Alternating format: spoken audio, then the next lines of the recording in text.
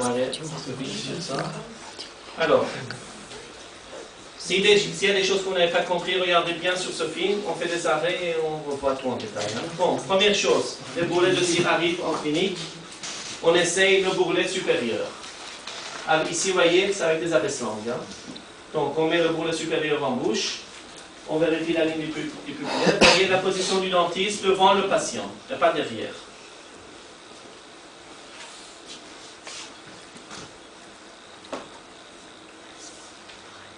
Est-ce que cette position vous semble correcte? Ouais. Bon, ici, pour aller plus vite, évidemment, on a déjà modifié avant de commencer à filmer. Hein. Donc, il ne faut pas rêver non plus. Hein. C'est les bourrelets, en général, 10 retouches avant que ce soit correct. Hein. Ici, c'est pour aller plus vite. La même chose ici. Dans ce plan, ça vous semble correct ou pas? Oui.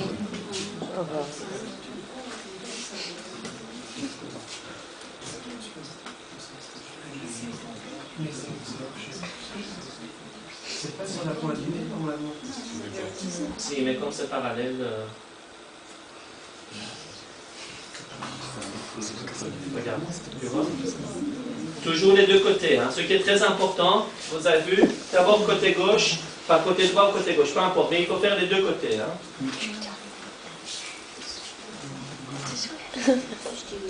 Voilà, regardez, ici c'est ce que je vous disais, quand les bourrelets sont arrivés au cabinet, donc on a dû rajouter de la cire. Donc il faut, vous avez vu, les bourrelets sont parallèles qu'on a essayé parce qu'on a dû rajouter de la cire. Donc il ne faut pas forcément, les bourrelets ne sont pas trop hautes. Hein. Souvent aussi, enfin pas souvent, mais il arrive aussi de rajouter de la cire. Ici on a dû par exemple rajouter de la cire au niveau du bourrelet supérieur. Tu peux acheter des cires roses? Oui, de toute façon c'est de la cire rose. Hein. Maintenant la couleur, c'est la même. Ici c'est une cire qui est un peu plus molle en bas, mais on ajoute de la cire rose. On colle vraiment les deux cires ensemble, on chauffe bien les deux parties, et ensuite on vérifie le parallaxe. Si ces deux parties ne tiennent pas ensemble, une fois que vous allez faire vos mouvements, ça va se décoller. Hein.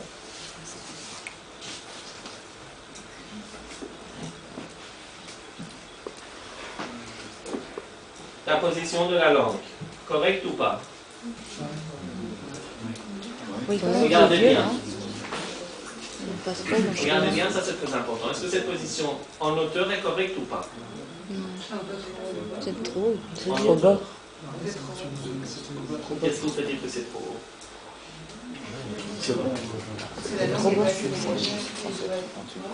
En fait, ici, comme je vous ai dit, quand on règle les bourrelets, souvent, malheureusement, on se concentre sur la hauteur.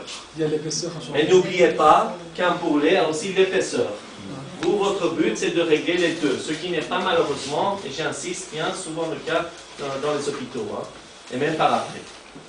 Souvent, le dentiste ne s'occupe que de la hauteur. Voilà, la hauteur est bon, c'est bon. Et après, on s'étonne que la prothèse du bas ne tient pas bien. N'oubliez pas qu'en bas, il y a la langue. Regardez maintenant, votre langue, normalement en bouche, n'est pas emprisonnée par vos dents. C'est-à-dire, elle arrive à faire ses mouvements correctement. Imaginez-vous avec des dents plus serrées, mais avec la même langue. Qu'est-ce qui se passe?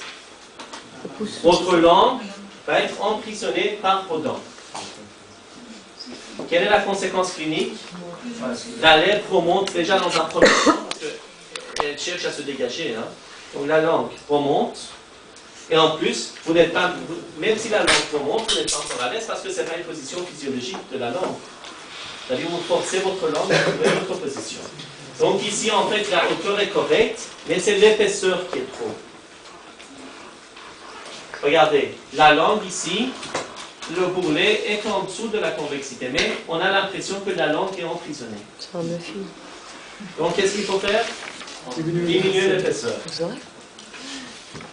On diminue en vestibulaire ou en lingual?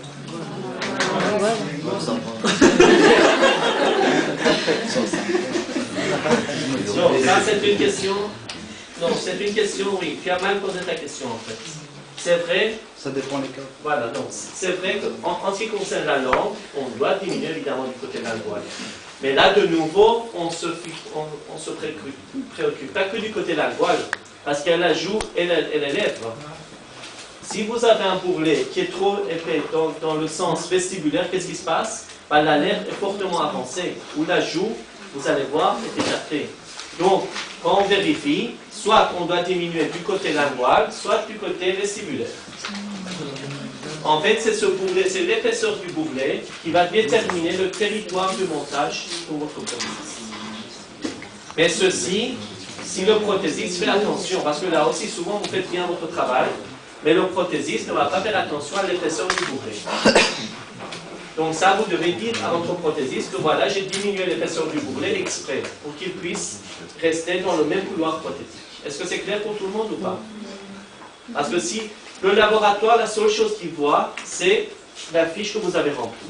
Si cette fiche est mal remplie, par exemple, vous diminuez l'épaisseur, vous envoyez à votre laboratoire la fiche en disant « et c'est, par exemple, tel jour ». Qu'est-ce que le laboratoire entend par ça? Que voilà, il va faire son montage, voilà, en fonction des bourrelets qu'il avait préparés lui-même, je parle de l'épaisseur. Hein. Donc il ne va pas faire attention au couloir prothétique. Mais si vous marquez « et c'est, par exemple, tel jour », entre parenthèses, vous dites « voilà, j'ai diminué l'épaisseur du bourrelet en lingual parce que le bourrelet était trop épais », et ce qui se passe à ce moment-là, il va faire attention au couloir prothétique. Et vous-même, quand vous allez faire vos montages en deuxième licence, vous devez faire attention à ça. Quand vous dites qu'il va faire attention au couloir prothétique, Ça veut dire qu'il ne va pas mettre les dents trop larges. Ou il va chercher un compromis, c'est-à-dire qu'il va plutôt basculer les dents du côté vestibulaire. Parce qu'on a un territoire, on a un message, je vous montrerai la prochaine fois. De toute façon, pour la largeur des dents, il a quand même la ligne des canines, donc ça, il le sait. Non, c'est un triangle. Hein. C'est un triangle qui va de la pointe des canines jusqu'au trigone rétromolaire. Hein. Ce n'est pas une ligne, c'est un triangle. Et donc, le prothésiste peut jouer dans ce triangle. Tu vois? Donc, il a quand même une zone où il peut déplacer les dents, soit un peu plus du côté lingual ou un peu plus du côté vestibulaire. Heureusement, hein, sinon, ce n'était pas possible. Donc, et ceci, en fonction de ce que vous lui dites, bah voilà, si par exemple l'épaisseur du côté lingual était trop important, bah, qu'est-ce qu'il va faire? Il va plutôt orienter les dents un tout petit peu plus du côté triangle, mais vers le vestibulaire. Et souvent, quand on a, par exemple, ce patient a une langue très volumineuse. Hein, souvent, quand on a des patients avec une langue très volumineuse, ça on va voir pour les deuxièmes, cette année, je vous montrerai ça, c'est la technique de piezographie. Je ne sais pas si vous avez déjà vu ça. C'est une technique qui permet d'enregistrer justement le territoire prothétique, c'est-à-dire on va enregistrer le territoire entre la langue et la joue. Et on met ça, quand on a mis sur l'articulateur, on met ça aussi sur le modèle et on sait que les dents doivent absolument être dans ce territoire. Parce que si le patient, comme ici c'est le cas, une langue très volumineuse, on diminue l'épaisseur, mais malgré tout, la langue va bouger et va faire basculer la prothèse dans tous les sens.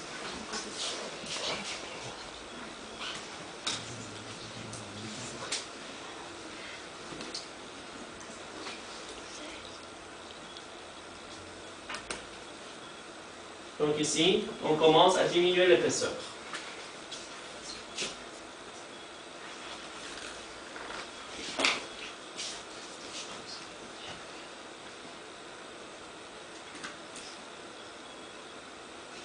Donc pour l'instant, on ne s'occupe pas de la DVO. Hein. On s'occupe d'abord de vérifier l'état des bourrelets.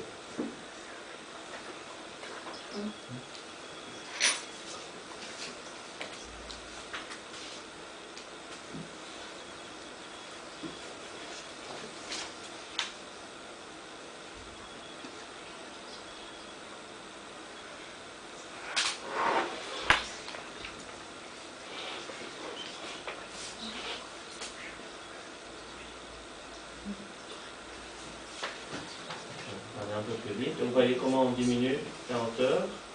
On essaie de nouveau en rouge. Si ça ne va pas, de nouveau on essaie. Mais bon, ici, je vous dis, donc, ça c'est un cas particulier que vous avez vu déjà. Donc, patient avec crête flottante en haut et une langue très volumineuse en bas. Donc, c'est vraiment pas un cas facile. Donc, on doit diminuer le plus possible. Mais bon, il faut quand même que le prothésiste ait de la place pour monter ses dents. Donc, on ne peut pas diminuer éternellement. On diminue au maximum. Mais malgré tout, on sait déjà. Mais ça, on aura déjà détecté à la première séance. Donc, la patiente est langue volumineuse.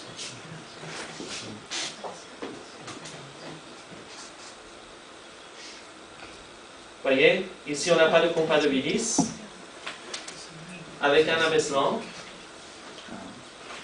Alors un détail technique, quand vous achetez des abaisse-langues dans la boîte, vérifiez que les abaisse-langues ne soient pas déformés, parce que souvent les abaisse-langues sont déformés, ils ne sont pas vraiment droits. Donc jetez tout ce qui n'est pas droit et gardez vraiment l'abaisse-langue qui ne sont pas déformées. Si vous ne faites pas attention que l'abaisse-langue est déformée, vous ne pourrez pas bien vérifier les lignes de parallélisme.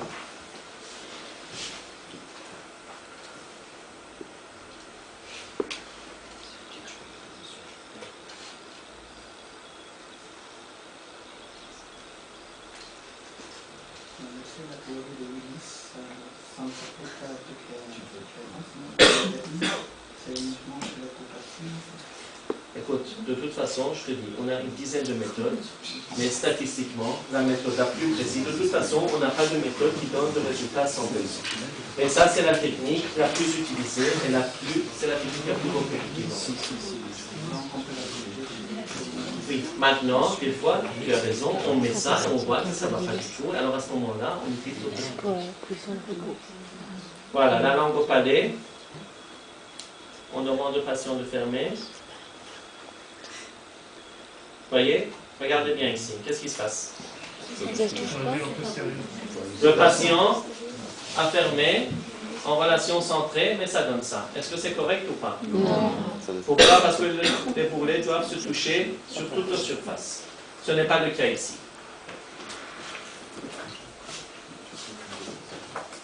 Donc ici, vous dites qu'il faut enlever dans la région postérieure. Est-ce qu'on touche au bourrelet supérieur ou inférieur? Inférieur. Voilà. Pourquoi inférieur?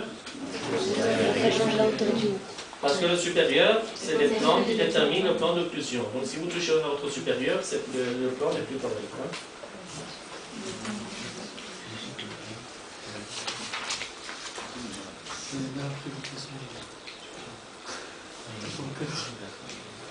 Donc on fait ça plusieurs fois. Donc là on saute les étapes.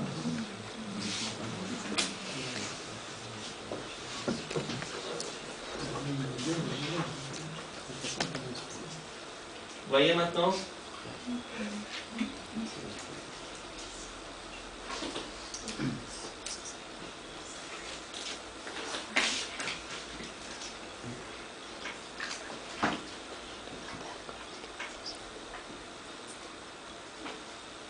Toujours la langue au palais. Et vous demandez de mordre sur vos doigts. Et dès que vous sentez le contact des deux boulets, vous tirez vos doigts et le patient est en relation centrale.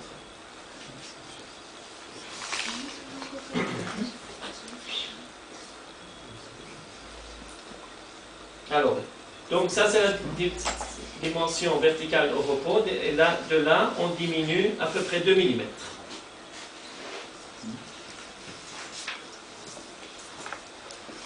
Alors ceci, c'est aussi important, ça doit être au contact osseux.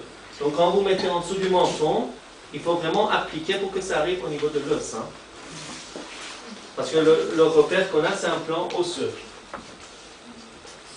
Vous voyez, on applique vraiment bien pour qu'on touche l'os.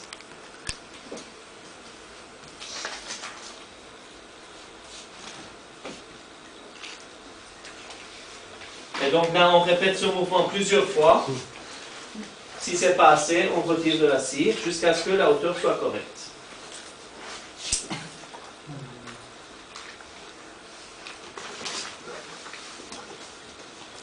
Une fois que la hauteur est correcte, on marque les repères pour le prothésiste.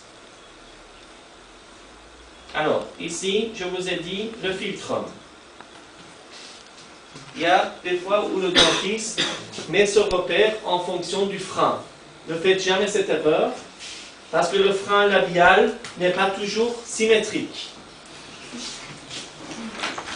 Le seul repère, c'est le philtrum. Donc vous vous basez uniquement sur le philtrum.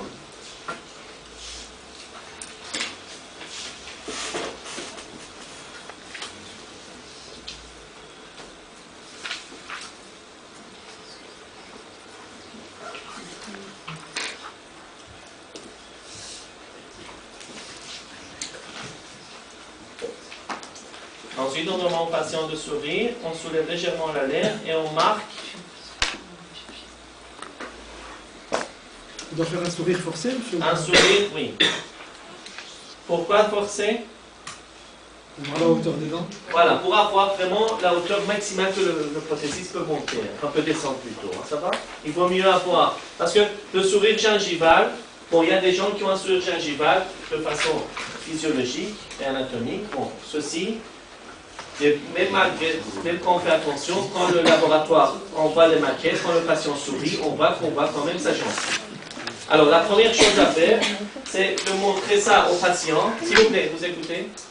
Vous montrez ça au patient et vous lui demandez si le patient se reconnaît. Parce que quelqu'un qui a un sourire gingival, qui a toujours eu un sourire gingival, ça ne va pas le choquer. Quelqu'un qui ne connaît pas, quand cette personne sourit, ça peut le choquer, mais lui-même, il est habitué. Alors ensuite, vous lui demandez, est-ce que quand vous aviez vos dents avant, quand on voyait vos gencives ou pas? Si le patient dit non, alors à ce moment-là, c'est que la prise d'occlusion n'était pas correcte, ou même si la prise d'occlusion était correcte, il faut quand même remonter un tout petit peu les dents. Donc c'est à ce moment-là où vous mesurez de combien on voit la gencive et vous demandez à votre laboratoire de remonter.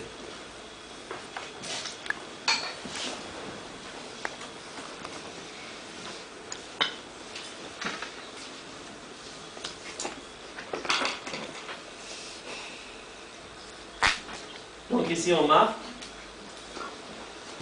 Et ensuite, il faudra aussi marquer pour le prothésiste les commissures pour voir quelle largeur de dents il va choisir. Alors là aussi, on a deux techniques. Soit on envoie au laboratoire le patient pour choisir la largeur des dents, soit on n'envoie pas le patient et alors le prothésiste, là, il est condamné à se baser uniquement sur les modèles et le boulet de cire qu'on lui avait fait.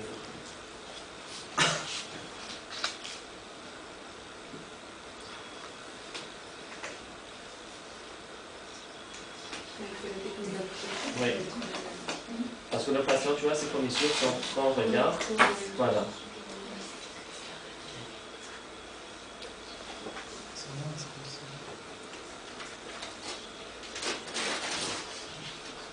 On va aller un peu vite. Voilà, voilà, regardez ici. Une fois qu'on a fait ça, on sort les deux bourrelets et on crée une petite rétention au niveau du bourrelet inférieur, par exemple, ou supérieur, peu importe.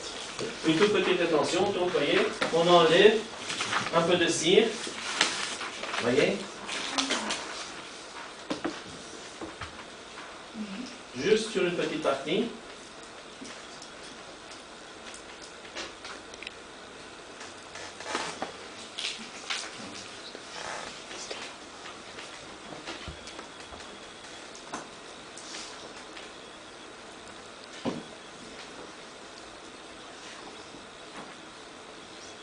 On remet les bourrelets en bouche. Et on vérifie maintenant. La langue au palais. On redemande au patient. Et là, on va voir si les lignes, surtout la ligne de symétrie, va se joindre ou pas.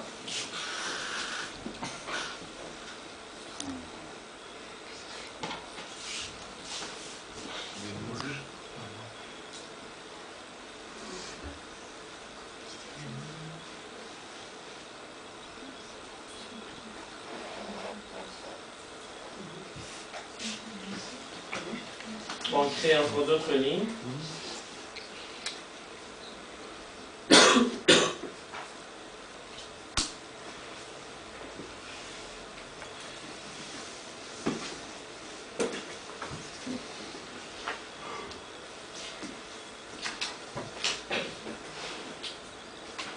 Voilà, regardez, on enlève un tout petit peu de cire. Maintenant, ça, on est en train de faire sur le bourrelet supérieur, mais ça n'a pas d'importance parce que vous voyez, ici et ici, la hauteur n'a pas changé. Donc, la hauteur du bourrelet final n'a pas changé. Ça, c'est dans le but de créer deux petites rétentions.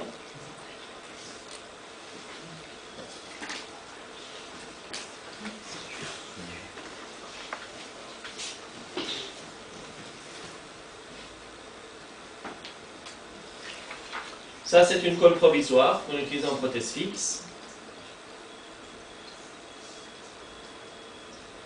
On va appliquer ça sur le bourrelet inférieur.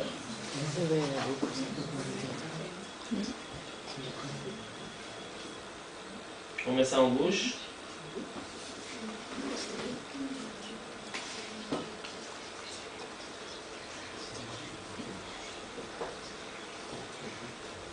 Voilà, on demande au patient de faire le même mouvement. Voyez? On attend un tout petit peu.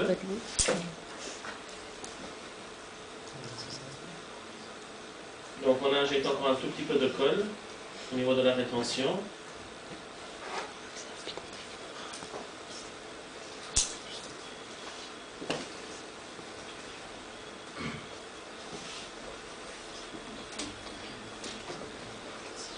On retire les deux bourrelets.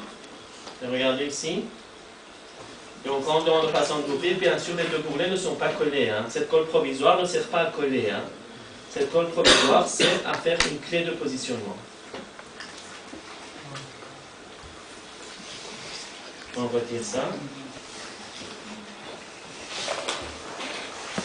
Voyez? Ça c'est une clé de positionnement.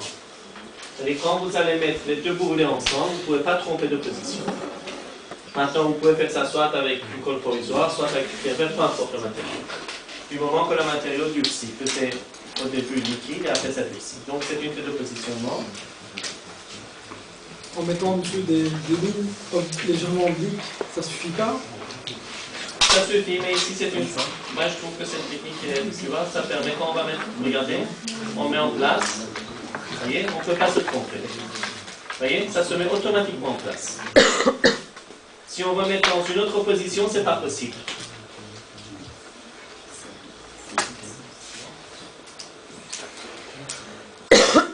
Alors, il y a quelque chose qu'on n'a pas vu, est-ce qu'on a été dit? Je parle aussi des tests phonétiques. Est-ce qu'il y a des questions ou pas?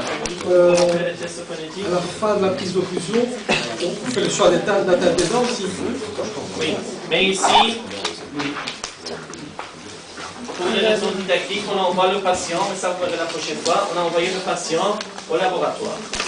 On a demandé au laboratoire de choisir la teinte et la largeur. Et ça, vous allez voir la prochaine fois comment le labo va faire ça. Alors voilà, ça on n'a pas vu, regardez. S'il vous plaît, regardez ça. Donc, on vérifie la position de la langue. Et je vous ai dit que dans la partie postérieure, la hauteur du bourrelet doit être à quel niveau? Regardez, ça c'est le triangle rétromolaire. Regardez. La hauteur du bourrelet doit être à la moitié ou au tiers. Pas en dessous ni au-dessus. Hein.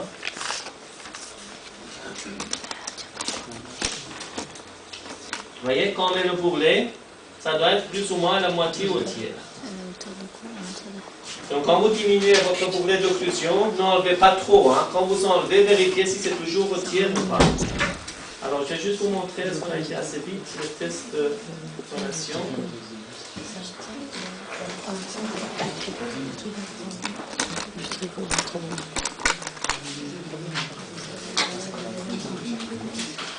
Voilà, ici regardez s'il vous plaît. Regardez ici les tests de phonation qu'on va faire.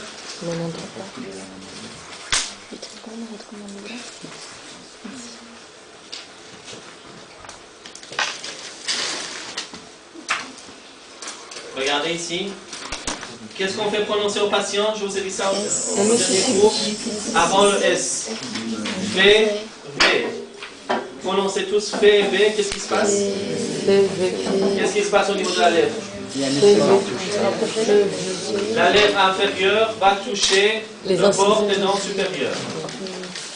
Maintenant, prononcez S. Ça ne touche pas.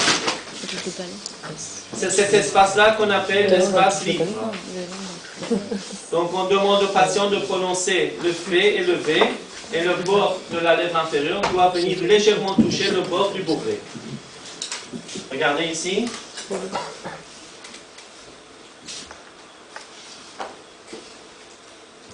Tout le monde a vu ou pas? Oui.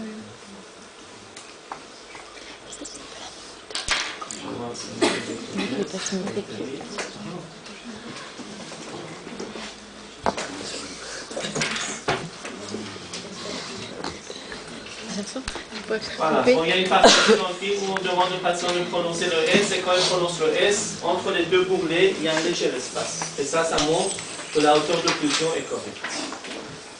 Et pour terminer tout à la fin, pour voir si la hauteur est vraiment correcte, qu'est-ce qu'on fait? Une fois qu'on a fait tous ces tests, On refait la hauteur. le test de On tire la déglutition. langue.